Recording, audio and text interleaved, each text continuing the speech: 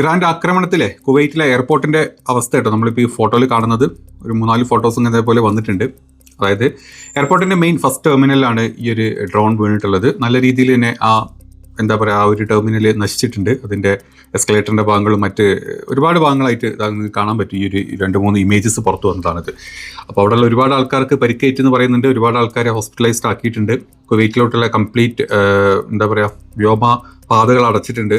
അങ്ങോട്ട് പുറപ്പെട്ടിട്ടും അല്ലെങ്കിൽ അവിടേക്ക് എത്തിച്ചേരേണ്ടിയിരുന്ന എല്ലാ ഫ്ലൈറ്റുകളും തിരിച്ച് അതായത് ഡിപ്പാർട്ടിങ് സൈഡിലോട്ട് തിരിച്ചു പോയതായിട്ടുണ്ട്. ഇപ്പോൾ നമ്മുടെ കേരളത്തിൽ നിന്ന് തന്നെ കുവൈറ്റിലോട്ട് നേരിട്ടുള്ളൊരു ഫ്ലൈറ്റ്, കാലിക്കറ്റ് എന്നുള്ളൊരു ഫ്ലൈറ്റ്, എയർ ഇന്ത്യ ഫ്ലൈറ്റ് തിരിച്ചു പോന്നിട്ടുണ്ട്. അതുപോലെ ഇൻഡിഗോ ഫ്ലൈറ്റ് ഉണ്ടായിരുന്നു, അത് ക്യാൻസൽ ചെയ്തിട്ടുണ്ട്. ഇനി ഒരു അറിയിപ്പ് ഉണ്ടാകുന്നവരെ കംപ്ലീറ്റ്ലി സ്റ്റോപ്ഡ് ആണ്. അങ്ങോട്ടുള്ള എല്ലാ യാത്രകളും സ്റ്റോപ്പ് ചെയ്ത് വെച്ചിട്ടുണ്ട്. അമേരിക്കയുടെ നമുക്ക് രാവിലെ നമ്മളൊരു വീഡിയോ ചെയ്ത സമയത്ത് അപ്പം ഇത്രയും ഈ എയർപോർട്ടിൻ്റെ അറ്റാക്കും കാര്യങ്ങളൊന്നും ആ വാർത്തകളൊന്നും പുറത്തോട്ട് വന്നിട്ടുണ്ടായിരുന്നില്ല. ബേസുകളിലോട്ടുള്ള അറ്റാക്കിൻ്റെ ഡീറ്റെയിൽസ് ആണ് പുറത്തോട്ട് വന്നിരുന്നത്. ബേസുകളിലോട്ട് പറഞ്ഞാൽ ബേസുകൾ മാത്രമല്ല, ബേസിനെ അതായത് കവചമായിട്ട് വെച്ചിരുന്ന അല്ലെങ്കിൽ ബേസിനെ പ്രൊട്ടക്ട് ചെയ്തിരുന്ന പാട്രിയോട്ട് സിസ്റ്റം വരെ അടിച്ചു പോയതിൻ്റെ വീഡിയോസ് നമ്മൾ രാവിലെ ഇട്ടിരുന്നു. അപ്പം ഓഫ് കോഴ്സ് നമ്മൾ ആ സമയത്ത് നമ്മുടെ വീഡിയോയുടെ താഴത്ത് വന്നിട്ട് കുറച്ച് ആളുകൾ കുറച്ച് കമൻറ്റ് ചെയ്തു. ആ കമൻറ്റ് വായിക്കുന്നതിൽ അർത്ഥമൊന്നുമില്ല, ആരെങ്കിലുമൊക്കെ എന്തെങ്കിലുമൊക്കെ പറയട്ടെ. പക്ഷേ ഞാൻ ഈ പറയുന്നത് ഇവന്മാർ ഈ കമൻറ്റ് ഇടുന്ന സമയത്ത് ഇത് കാണുന്ന ചില ആളുകളായിരിക്കും ഇവിടെ നിന്ന് ഒരു പ്രശ്നമില്ല, അവിടെ നിന്ന് ഒരു പ്രശ്നമില്ല എന്നുള്ള തെറ്റിദ്ധാരണ വരേണ്ട കാര്യമില്ല. അവിടെ പ്രശ്നങ്ങൾ നല്ലപോലെ ഉണ്ട്. ഒരാളിട്ട് കമൻറ്റ് ഇങ്ങനെ ആയിരുന്നു: I am living in Kuwait, don't set Kuwait തവിടുപൊടി, ഹൂ ടോൾഡ് യു കുവൈറ്റ് തവിടുപൊടി, we are safe in Kuwait. നല്ല കാര്യം, അവിടെ സേഫായി നിൽക്കണം എന്ന് തന്നെയാണ് എല്ലാവരും പറയുന്നത്, എല്ലാവരും ആഗ്രഹിക്കുന്നത്. പക്ഷേ കുവൈറ്റിൻ്റെ പല ഭാഗങ്ങളും തവിടുപൊടി ആയിട്ടുണ്ട്. അത് അങ്ങോട്ട് അക്സെപ്റ്റ് ചെയ്യാൻ പഠിക്കാം. കൃഷ്ണൻ അഭിഷലോ എന്തായാലും ആളുടെ പേര് കൃഷ്ണനോ അങ്ങനെ എന്തോന്നാണ്. അപ്പോൾ ചേട്ടൻ സേഫ് ആയതിൽ നല്ല കാര്യം. പക്ഷേ കുവൈറ്റിലെ തവിടുപൊടി ആക്കേണ്ട സ്ഥലങ്ങളൊക്കെ ഇറാൻ തവിടുപൊടി ആക്കുന്നുണ്ട്. കുവൈറ്റിലെ ഇറാൻ എന്താ പറയുക US ബേസുകൾ തവിടുപൊടി ആയിട്ടുണ്ട്. അത് ഒത്തിരി കത്തിച്ചതല്ല, അത് അവിടെ വന്ന് വീണത് ബോംബും മിസൈലുകളാണെന്നുള്ളത് മനസ്സിലാക്കുക. സേഫ് ആയിട്ട് ഇരിക്കാൻ പറ്റുന്ന സ്ഥലങ്ങളിൽ സേഫ് ആയിട്ട് ഇരിക്കുക. ഒന്ന് അങ്ങോട്ടോ മാറി ഡ്രോൺ വന്ന് ചേട്ടൻ്റെ തലയിൽ വന്ന് വീകാം, അപ്പം തവിടുപൊടി ആവും ചേട്ടൻ്റെ തല. അതുകൊണ്ടാണ് ഈ പറയുന്നത്.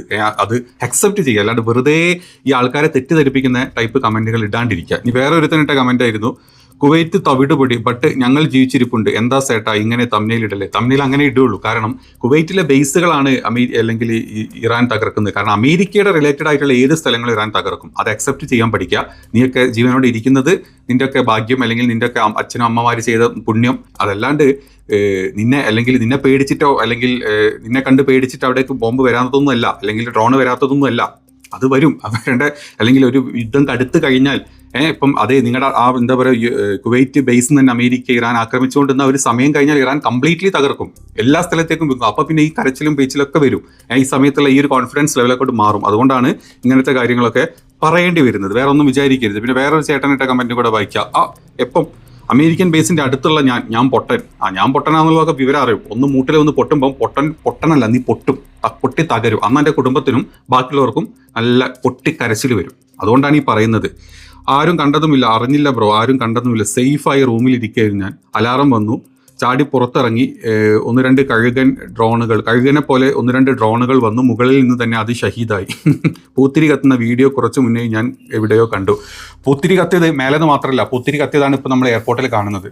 പൂത്തിരി പോലെ കത്തിയത് അമേരിക്കയുടെ പാട്രിയോട്ട് സിസ്റ്റം ആണെന്നുള്ള അല്ലെങ്കിൽ അത് പുറത്തോട്ട് വന്നു. ചേട്ടൻ്റെ എന്താ പറയുക റൂമിൽ പൂത്തിരി കത്താത്തത് ചേട്ടൻ്റെ ഭാഗ്യം.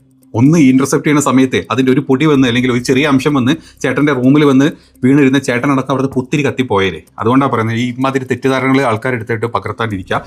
ശരിക്കും അവിടെയുള്ള ആളുകൾക്ക് നിങ്ങൾക്ക് കമൻറ്റ് ഇടാൻ പറ്റുമെങ്കിൽ കമൻറ്റ് ഇടുക. യഥാർത്ഥത്തിൽ അവിടെ നിങ്ങൾക്ക് എഫക്റ്റ് ചെയ്തിട്ടുണ്ടോ അല്ലെങ്കിൽ നിങ്ങളുടെ ഭാഗത്ത് പൊട്ടിയിട്ടുണ്ടോ എന്ന്. പല ഭാഗങ്ങളിലും അത് പൊട്ടിയിട്ടുണ്ട്. നമ്മൾ ഫസ്റ്റ് വീഡിയോ രാവിലെ ചെയ്ത വീഡിയോയിൽ ക്ലിയർ വീഡിയോസും കാര്യങ്ങളും ഇട്ടിട്ടുണ്ട്. 1-2 അല്ല, ഇഷ്ടം പോലെ ഡ്രോണുകളും മിസൈലുകളും കുവൈറ്റിൽ വന്ന് വീണിട്ടുണ്ട്. അപ്പം കുവൈറ്റിൻ്റെ എയർപോർട്ടിൻ്റെ അവസ്ഥ നമ്മൾ കണ്ടു. ഇതാണ് എയർപോർട്ട്, നല്ല രീതിയിൽ തവിട് പൊടി ആയിട്ടുണ്ട്. ഈ പെട്ടെന്ന് അതായത് ഓൾറെഡി യുദ്ധം സ്റ്റാർട്ട് ചെയ്ത അന്ന് മുതൽ കുവൈറ്റിലോട്ടുള്ള പല ഇന്റർനാഷണൽ സർവീസുകളും കംപ്ലീറ്റ്ലി ക്ലോസ്ഡ് ആയിരുന്നു. ഇപ്പോൾ ഇന്നലെയും മെനഞ്ഞാന്ന് ഈ ആഴ്ചയിലെ 1-2 ദിവസങ്ങളായിട്ടുള്ള ഇത് റീഓപ്പൺ ചെയ്തിട്ട് അത് ഓപ്പൺ ചെയ്തപ്പോഴേക്ക് തന്നെ അമേരിക്ക വീണ്ടും ഇറാനിൽ കൊണ്ട് ബോംബിട്ട് ഇറാനെ തകർക്കാനുള്ള ടൈം തിരിച്ച് ഇറാൻ അതേ നാണയത്തിൽ 1-2 എന്നുള്ള രീതിയിൽ അമേരിക്കൻ ബേസുകളിലോട്ട് അടിച്ചു തുടങ്ങി. നിങ്ങൾ എപ്പോഴും വിചാരിക്കരുത് അമേരിക്കൻ ബേസിലോട്ട് മാത്രമാണ് ഇറാൻ യുദ്ധം ചെയ്യുന്നത് അല്ലെങ്കിൽ ഇറാൻ ബോംബിട്ട് ഞങ്ങൾക്കൊന്നും ഒരു പ്രശ്നമില്ല, ഞങ്ങൾക്ക് ഞങ്ങളുടെ രാജ്യം എല്ലാം ഒരുക്കി. അതല്ല, അവിടെ അമേരിക്ക ഒരുക്കി വെച്ചിട്ടുള്ള സാധനങ്ങളേ ഉള്ളൂ. ആ അമേരിക്ക ഒരുക്കി വെച്ചിട്ടുള്ള ഇന്റർസെപ്റ്റേഴ്സിനെയും അല്ലെങ്കിൽ മറ്റ് സിസ്റ്റത്തിനെയും ഇറാൻ തകർത്ത് കഴിഞ്ഞാൽ പിന്നെ അങ്ങോട്ട് വരുന്ന ബോംബിന് കയ്യും കണക്കൂലാണ്ടായി പോകും. അപ്പം മൂങ്ങി അവിടെ ഇരുന്ന് കരഞ്ഞിട്ട് കാര്യമില്ല. അവിടെ നിന്ന് അങ്ങോട്ട് കടൽ ചാടി അല്ലെങ്കിൽ കടൽ നീന്തി ഗഫൂർക്ക ദോസ്ത് പറഞ്ഞാലൊന്നും നാട്ടിലോട്ട് എത്താൻ പറ്റില്ല.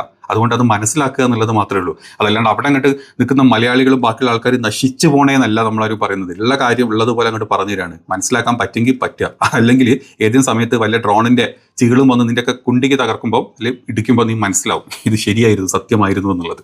ഇത് മാത്രമല്ല, ബഹ്റൈനിലോട്ടുള്ള ഒരുപാട് ഇമേജസും അല്ലെങ്കിൽ വീഡിയോസും ഔട്ടായിട്ട് കണ്ടില്ല. പക്ഷേ ബഹ്റൈനിൽ നല്ല രീതിയിൽ ഇറാൻ്റെ അടി വന്നിട്ടുണ്ട്. ബഹ്റൈൻ്റെ 5th ഫ്ലീറ്റ്, അമേരിക്കയുടെ തന്നെ ഏറ്റവും വലിയ എന്താ പറയുക ഒരു ആസ്ഥാനമാണ്, ഒരു സൈനിക ആസ്ഥാനമാണ് ഈ 5th ഫ്ലീറ്റ് അമേരിക്കയുടെ. അങ്ങോട്ട് നല്ല രീതിയിലുള്ള ആക്രമണം ഇറാൻ്റെ സൈഡിൽ നിന്ന് ഉണ്ടായിട്ടുണ്ട്. ഇറാൻ്റെ നേരിട്ടുള്ള മിസൈൽ ഡ്രോണുകൾ ആക്രമണങ്ങളാണ് ഇങ്ങോട്ട് നടന്നിട്ടുള്ളത്. പേർഷ്യൻ ഗൾഫ്, അതുപോലെ ചെങ്കടൽ, അറബിക്കടൽ എന്നീ എല്ലാ സ്ഥലങ്ങളും അമേരിക്ക കൺട്രോൾ ചെയ്യുന്ന ഒരു കമാൻഡ് സെൻറ്റർ കൂടാണ് ഈ 5th ഫ്ലീറ്റ്. ഒരു ഹബ്ബ് തന്നെയാണ് ഈ പറഞ്ഞ സ്ഥലം. ഇസ്ലാമിക് റവല്യൂഷണറി ഗാർഡ് IRGC പറഞ്ഞത് ഒരേ സമയം ബാലിസ്റ്റിക് മിസൈലുകളും ഡ്രോണുകളും ഉപയോഗിച്ചിട്ടാണ് ആക്രമണം നടത്തിയത്. ബഹ്റൈൻ ആസ്ഥാനത്തിന് സമീപം കുറഞ്ഞത് 8 ശക്തമായിട്ടുള്ള സ്ഫോടനങ്ങൾ സ്ഥിരീകരിച്ചിട്ടുണ്ട്. ബഹ്റൈന് പുറമെ കുവൈറ്റിലെ ക്യാമ്പുകളിലോട്ടാണ് പിന്നെ ആക്രമണങ്ങൾ നടത്തിയതായിട്ടാണ് പറയുന്നത്. അലി അൽ സലാം എയർബേസ് എന്നിവയ്ക്ക് നേരെയും ഇറാൻ്റെ ചില മറ്റ് US താവളങ്ങൾക്കെതിരെയും ഇറാഖിലെ ചില US താവളങ്ങൾക്കെതിരെയും ഇറാൻ്റെ ആക്രമണം ഉണ്ടായിട്ടുണ്ട്. ഹോർമോസ് കടലിടുക്കിൻ്റെ ഇറാൻ്റെ അത് നമുക്ക് കിഷ്യം ദ്വീപിലോട്ടാണ് ഇവർ അമേരിക്ക അറ്റാക്ക് ചെയ്തത്. അപ്പോൾ കിഷ്യൻ ദ്വീപിലോട്ടും അല്ലെങ്കിൽ ഹോർമോസിനെ വരെ കൺട്രോൾ ചെയ്യുന്നത് ഈ 5th ഫ്ലീറ്റിൽ ഇരുന്നിട്ടാണ് അമേരിക്കൻ കമാൻഡോസ് കൺട്രോൾ ചെയ്യുന്നത്. അതുകൊണ്ട് തന്നെയാണ് അതിനെ ലക്ഷ്യം വെച്ചിട്ട് ബഹ്റൈനിലോട്ട് ഈ ഒരു ആക്രമണം കൂടെ ഇറാൻ നടത്തിയിട്ടുള്ളത്. പക്ഷേ അമേരിക്കൻ സെൻട്രൽ കമാൻഡ് വന്ന് ഞങ്ങൾക്കൊരു പ്രശ്നമില്ല, ഞങ്ങൾ വെറുതെ നിന്നപ്പം പൊട്ടിത്തെറിച്ചതാണ്, അല്ലെങ്കിൽ വേറെ ഇവിടുത്തെ പ്രശ്നങ്ങളൊന്നുമില്ല, ഇറാൻ്റെ സംഭവങ്ങളൊന്നും ഇവിടെ വന്നിട്ടില്ല എന്ന് പറയുന്നുണ്ട്. ഇന്നലെ മെനിഞ്ഞാന്നുമായിട്ട് കുറേ വേറെ ന്യൂസ് വന്ന് നിങ്ങൾ കണ്ടു കാണും. അതായത് അമേരിക്ക ആദ്യം പറഞ്ഞ പോലെ കുവൈറ്റിൽ വീണ F-15, അതുപോലെ തന്നെ മറ്റ് സ്ഥലങ്ങളിൽ വീണ അമേരിക്കയുടെ മറ്റ് ഫ്ലൈറ്റുകൾ, മറ്റ് സ്ഥലങ്ങളിൽ മറ്റ് ചെറിയ ചെറിയ ബോട്ടുകൾ തകർന്ന് അല്ലെങ്കിൽ ചെറിയ ഷിപ്പുകൾ തകർന്നു പോയിട്ടുണ്ട്. ഇതൊക്കെ ഇറാൻ്റെ ആക്രമണത്തിൽ തന്നെയാണ് എന്നുള്ള സ്ഥിരീകരണം ഇന്നലെ വന്നിട്ടുണ്ട്. പക്ഷേ കമാൻഡ് സെൻറ്റർ അന്ന് പറഞ്ഞിരുന്നത് ഞങ്ങൾ പരസ്പരം വെടിവെച്ചു, ഞങ്ങൾ പരസ്പരം കുത്തിക്കൊന്നു എന്നൊക്കെ പറഞ്ഞിരുന്നത്. ഇന്നും അത് തന്നെ പറഞ്ഞത്.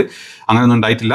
ഇന്നലെ ഇറാഖിലുണ്ടായിരുന്ന രണ്ട് ഭടന്മാർ മരിച്ചിരുന്നു. അവർ പരസ്പരം വെടിവെച്ചതാണ്, അറിയാണ്ട് വെടിവെച്ചതാണെന്നാണ് ഇന്നലെ അമേരിക്കൻ സെൻട്രൽ കമാൻഡ് പറഞ്ഞത്. അതുമല്ല, ഇറാൻ്റെ ആക്രമണത്തിലാണ് അല്ലെങ്കിൽ ഇറാൻ്റെ എന്താ പറയുക മറ്റ് പ്രോക്സി ഗ്രൂപ്പുകളുടെ ആക്രമണത്തിൽ തന്നെയാണ് അമേരിക്കക്കാരൊക്കെ ചാവുന്നത് എന്നുള്ളതും, അല്ലെങ്കിൽ അമേരിക്കയുടെ മറ്റേ ഫൈറ്റർ ജെറ്റുകളും കാര്യങ്ങളൊക്കെ തകരുന്നത് എന്നുള്ള സ്ഥിരീകരണങ്ങൾ ഇപ്പം പുറത്തോട്ട് വന്നിട്ടുണ്ട്. അപ്പം ഈ ആക്രമണം ഇനി തുടരുമോ, ഇനി ഏത് രീതിയിൽ മുന്നോട്ട് പോകും എന്നുള്ളതിനെ പറ്റി ഒരു ഐഡിയ നമുക്കില്ല. ഇറാൻ്റെ സൈഡിൽ നിന്ന് ശക്തമായിട്ട് ഇറാൻ പറഞ്ഞിട്ടുണ്ട്, ഒരു ചെറിയ ഇല പോലാണ് ഈ കഴിഞ്ഞ് ഞങ്ങൾ തിരിഞ്ഞില്ലാണ്ട് അടിച്ചിരിക്കും. ഇനി അവിടെ ഒരു തരത്തിലുള്ള ചർച്ച അല്ലെങ്കിൽ ബാക്കി കാര്യങ്ങളോ ഞങ്ങൾ കൺസിഡർ ചെയ്യുന്നില്ല. ഇനി ഇപ്പം ഇന്നലെ ഉണ്ടായതിനുള്ള ആക്രമണത്തിനായിട്ടുള്ള തിരിച്ചടി ഞങ്ങൾ കൊടുത്തു. പക്ഷേ സൗദി അതുപോലെ തന്നെ UAE കരുതിയിരുന്നോളാൻ പറഞ്ഞിട്ടുണ്ട്. ചിലപ്പം അവിടെ നിന്നുള്ള ആക്രമണത്തിനുള്ള ചാൻസസ് ഇവർ കരുതുന്നുണ്ടാവും. അപ്പം അങ്ങനെ ഉണ്ടായിക്കഴിഞ്ഞാൽ ഈ സ്ഥലങ്ങളിലോട്ട് നല്ല രീതിയിൽ ഇറാൻ തിരിച്ചടിക്കും. അപ്പം ഒന്ന് കരഞ്ഞിട്ടും കരഞ്ഞ് കൈ പിടിച്ച് മൂക്ക് പിടിച്ചിട്ടൊന്നും കാര്യമില്ല. ഇറാൻ അടിക്കും എന്ന് പറഞ്ഞാൽ അവരടിക്കും. അവർ മറ്റൊരു രാജ്യങ്ങൾ പറയുന്ന പോലെയല്ല. ഇതേ സ്ഥാനത്ത് ഈ സ്ഥലങ്ങളോട്ട് അമേരിക്കയും ഇസ്രായേലുമാണ് അടിച്ചിരുന്നെങ്കിൽ ഇപ്പം നമ്മൾ ഈ താഴത്ത് കമൻ്റ് ഇട്ട ചേട്ടന്മാരൊക്കെ ഇപ്പോൾ വടിയായി പോയേനെ. കാരണം അവന്മാരടിക്കുന്നത് എപ്പോഴും ആളുകൾ നിൽക്കുന്ന സിവിലിയൻസ് താമസിക്കുന്ന ജനവാസ കേന്ദ്രങ്ങളോട് മാത്രമേ ഇസ്രായേലും അമേരിക്കയും അടിക്കാറുള്ളൂ. അല്ലാതെ ഇതേപോലെ ഇറാൻ അടിക്കുന്ന പോലെ ഇത്ര അക്യുറേറ്റ് ആയിട്ട് ഈ പറഞ്ഞ പോലെ ബേസുകളിലോട്ടും അല്ലെങ്കിൽ അമേരിക്കൻ നിർമ്മിത സ്ഥാപനങ്ങളിലോട്ടൊന്നുമല്ല. അവരടിക്കാണ് നേരിട്ടുള്ള അടിയാണ്. ഇറാൻ ആ ഒരു കാര്യത്തിൽ ചെയ്യേണ്ട യുദ്ധ കാര്യങ്ങളൊക്കെ അറിയുന്നത് കൊണ്ട് അമേരിക്ക അടിച്ചാൽ തിരിച്ചടിക്കുക എന്ന് മാത്രം, അതും വേണ്ട സ്ഥലങ്ങളോട്ട്, വെറുതെ കണ്ണടച്ചുള്ള രാജ്യങ്ങളോട്ടെല്ലാം അടിക്കുന്ന പരിപാടിയൊന്നും ഇറാനില്ല എന്ന് വീണ്ടും ഇറാൻ വ്യക്തമാക്കുകയാണ്. അപ്പം പുതിയ അപ്ഡേറ്റുകൾ എന്താ നോക്കട്ടെ. ഏതാണെങ്കിലും ഒരുപാട് പേരുടെ യാത്ര മുടങ്ങിയിട്ടുണ്ട്, ഒരുപാട് പേര് പ്ലാൻ ചെയ്തിരുന്ന യാത്രകൾ മുടങ്ങിയിട്ടുണ്ട്. നാളെ മറ്റന്നാളൊക്കെ പിന്നെ ഇപ്പോൾ ക്ലോസ്ഡ് ആയിരിക്കും. ഇന്ന് തന്നെ ഓപ്പൺ ആവുന്നില്ല അവിടുത്തെ സിസ്റ്റം. പക്ഷേ ഏതാണെങ്കിലും നമുക്ക് നോക്കാം. അപ്പം കരുതിയിരിക്കുക, അവിടുത്തെ മലയാളികൾ എന്നല്ല അവിടെയുള്ള ആളുകളൊക്കെ കരുതിയിരിക്കുക. അതല്ലാണ്ട് വേറെ ഒന്നും പറയാൻ പറ്റില്ല. ഇത് എങ്ങനെ വരും, ഇതിലൂടെ വരും എന്നൊന്നും ഒരു ഉറപ്പില്ല. ഇത് ഇൻ്റർസെപ്റ്റ് ചെയ്യുന്ന സമയത്ത് പല ദിശകളിലോട്ടാണ് ഇതിങ്ങനെ പൊട്ടിച്ചെതറി പോകുന്നത്. അപ്പോൾ അതൊക്കെ കരുതിയിരിക്കുക. വേറെ എന്ത് ചെയ്യാനാ, വേറെ എന്ത് പറയാനാ. യുദ്ധമൊക്കെ തീരട്ടെ എന്ന് പ്രാർത്ഥിക്കാൻ മാത്രമേ നമ്മളെ കൊണ്ടൊക്കെ പറ്റുള്ളൂ. അപ്പോൾ ശരി.